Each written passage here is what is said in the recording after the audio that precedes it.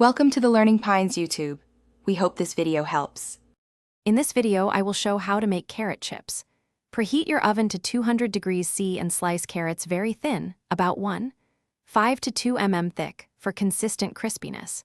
Toss slices with a small amount of oil and salt, spread in a single layer, and bake until golden and crisp, flipping once. Cool fully to maintain crunch, then serve immediately as a healthy snack or crunchy garnish. In this video, I will show how to make carrot chips.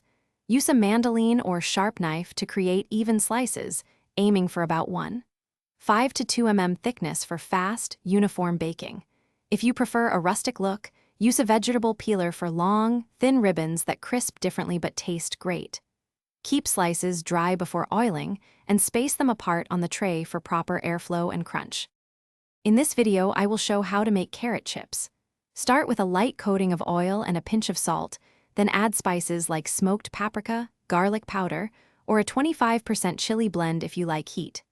Arrange slices with space between them, bake until edges brown, and watch closely the last few minutes to prevent burning.